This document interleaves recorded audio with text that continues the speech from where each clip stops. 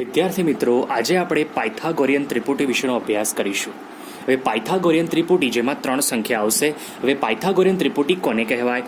તો કોઈ બે સંખ્યાઓના વર્ગોનો સરવાળો ત્રીજી સંખ્યાના બરાબર થાય, એટલે કે ત્રીજી સંખ્યાના વર્ગ બરાબર થાય. બરાબર, કોઈ પણ બે સંખ્યાઓનો વર્ગોનો સરવાળો જો ત્રીજી સંખ્યાના વર્ગ બરાબર થાય તો તે ત્રણેય સંખ્યાઓને પાયથાગોરિયન ત્રિપુટી કહેવાય.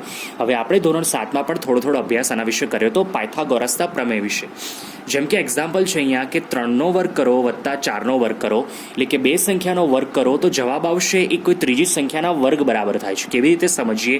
3નો વર્ગ આવે છે 9, 4નો વર્ગ થાય 16. તમે જ્યારે 9 વત્તા 16 કરશો તમને મળશે 25, જે છે 5નો વર્ગ.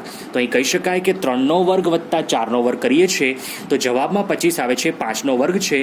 તો અહીંયા બે સંખ્યાના વર્ગોનો સરવાળો ત્રીજી સંખ્યાના વર્ગ બરાબર થાય છે, તો 3, 4 અને 5ને આપણે પાયથાગોરિયન ત્રિપુટીની સંખ્યા કહી શકીએ. બરાબર છે. હવે પાયથાગોરિયન ત્રિપુટીની સંખ્યાઓ એક ચોક્કસ સ્વરૂપમાં હોય છે, જેનું વ્યાપક સ્વરૂપ છે અહીં મેં લખેલું છે 2m, m² - 1 અને m² + 1. 3 સંખ્યાઓ હશે. પહેલી સંખ્યા 2m સ્વરૂપમાં હશે, બીજી સંખ્યા m² - 1 સ્વરૂપમાં હશે અને ત્રીજી સંખ્યા m² + 1. તો ચાલો હવે આપણે શોધીએ કેવી રીતે આપણે એક સંખ્યા વડે બીજી બે સંખ્યાઓ છે આપણે મેળવી શકીએ. તો દાખલા નંબર 2, સ્વાધ્યાય 6.2 નો દાખલા નંબર 2 છે કે નીચે આપેલી સંખ્યાઓ ધરાવતી પાયથાગોરિયન ત્રિપુટી લખો. જેમ કે તમને આપ્યું છે પહેલું 6. બરાબર, તો પાયથાગોરિયન ત્રિપુટીનું જે વ્યાપક સ્વરૂપ મેં અહીંયા જ લખ્યું છે, તમારે આ યાદ રાખવાનું છે ચોક્કસ. જે વ્યાપક સ્વરૂપ છે 2m, m² - 1 અને m² + 1. તો સૌપ્રથમ છોકરા આપણે આમાંથી m મેળવવો પડે. હવે m કેવી રીતે મેળવાય એ બહુ સરળ છે. તમને જે સંખ્યા આપી, જેમ કે કીધું છે 6, અને આપણે 6 અને બીજી બે સંખ્યા શોધવાની છે જે ત્રણે ભેગી થઈને પાયથાગોરિયન ત્રિપુટી બનાવશે. તો જે પહેલી સંખ્યા 6 આપી હંમેશા 2m સ્વરૂપમાં હોય. કયા સ્વરૂપમાં હોય? 2m. તો 2m બરાબર આપણે શું લખી શકીશું? 6. હવે સમીકરણના નિયમ મુજબ આપણને આના દ્વારા m ની કિંમત મળશે. m શોધવા માટે આપણે શું કરીશું? 2 ને સામે લઈ જઈશું. 2 ગુણ્યા જે સામે જાય તો ભાગ્યા દઈ જઈશું, એટલે 6 ભાગ્યા 2. તમે છેદ ઉડાડશો, 2 તરી 6, તો m બરાબર શું આવી ગયું છોકરાઓ? 3.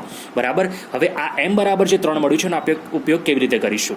તો પાયથાગોરિયન ત્રિપુટીનું જે વ્યાપક સ્વરૂપ હતું એ હતું 2m સ્વરૂપ, m² - 1 અને m² + 1.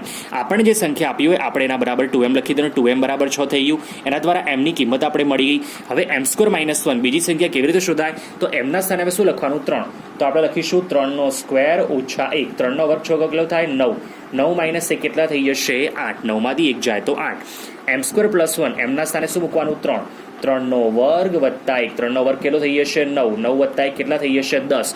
તો આપણને બીજી સંખ્યા મળી, બે આવશે 8 અને 10. તો આપણો જે જવાબ આવશે પાયથાગોરિયન ત્રિપુટી 6 જે આપણને આપ્યું હતું, 8 અને 10. 6, 8 અને 10 પાયથાગોરિયન ત્રિપુટીની સંખ્યાઓ છે. બીજી સંખ્યા આપી છે તમને 14. તો સૌપ્રથમ આપણે આપેલી સંખ્યા બરાબર 2m લખવાનું. યાદ રાખવાનું છે વ્યાપક સ્વરૂપ 2m, m² - 1 અને m² + 1. જે સંખ્યા આપણને 3માંથી એક સંખ્યા આપે હંમેશા 2m બરાબર લખવાની. 2m બરાબર 14 છે. એમની કિંમત શોધવા માટે 2 ને સામે લઈ જાઓ, 2 હશે ભાગ્યા. 14 ભાગ્યા 2 કરશો, 2 × 14. બરાબર છે. m બરાબર 7 મળી ગયા. હવે m બરાબર 7 મળી ગયા એટલે બીજી બે સંખ્યાઓ પણ સરળતાથી મળશે. બીજી બે સંખ્યા આ સ્વરૂપમાં હશે m² - 1 અને m² + 1. તો એમના સ્થાને આપણે લખીશું 7. 7નો વર્ગ ઓછા 1. 7નો વર્ગ થાય છોકરાઓ 77, 49 ઓછા 1 કેટલા આવશે? 48. m² + 1, m એટલે કહેવાય 7. 7નો વર્ગ વત્તા 1. 7નો વર્ગ થશે 49 વત્તા 1 કરીશ કેટલા આવશે? મને 50. તો આ મને બીજી બે પણ સંખ્યા મળી ગઈ. મારો આન્સર આવશે એક સંખ્યા 14 જે રકમમાં આપી હતી, પછી આવશે 48 અને 50. તો 3 સંખ્યા આવે 14, 48 અને 50. પછી આપ્યું છે તમને છોકરાઓ 16.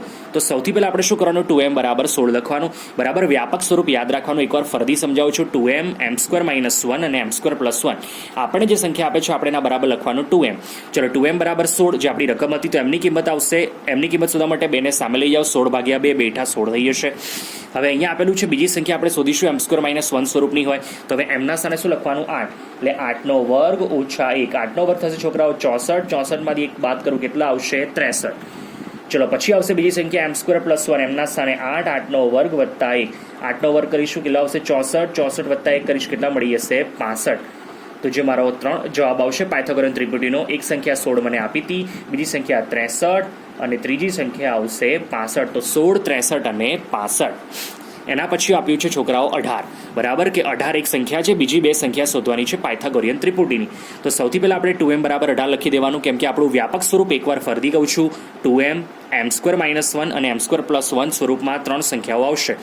m કેવી રીતે શોધાય? તો જે સંખ્યા આપે છે 2m બરાબર 18 લખી દો, એમની કિંમત શોધવા 2 સામે જાય, 2 અહીંયા ગુણ્યા છે, સામે જાય તો ભાગ્યા થઈ જાય, તો m બરાબર 18 ભાગ્યા 2, m બરાબર કેટલા આવશે? 9 આવશે. ચલો એમની કિંમત મળી ગઈ. તો બાકીની બે સંખ્યા મળશે. બાકીની બે સંખ્યા આ સ્વરૂપમાં હશે m² - 1 અને m² + 1. હવે આપણે એમના સ્થાને શું મૂકીશું? 9. તો 9નો વર્ગ ઓછા 1, 9નો વર્ગ થાય છોકરાઓ 81 - 1 કેટલા આવશે? 80. અહીંયા m² + 1, 9નો વર્ગ વત્તા 1, 9નો વર્ગ થાય 81, 81 વત્તા 1 કરીશ તો મને મળી જશે 82. તો અહીં મારો જવાબ આવશે, એક સંખ્યા જે 18 મને આપી હતી રકમમાં, પછી આવશે 80 અને પછી આવશે 82. ઓકે, તો અહીંયા આપણું આ પાયથાગોરિયન ત્રિપુટી કેવી રીતે શોધ્યું મેં તમને સમજાવ્યું છે. આશા રાખું છું તમને આવડી ગયો છે. જો તમને વિડીયો ગમે છે તો લાઇક કરો, કમેન્ટ કરો અને શેર કરો, અને ચેનલ સબસ્ક્રાઇબ કરી ના હોય તો સબસ્ક્રાઇબ કરી લેજો.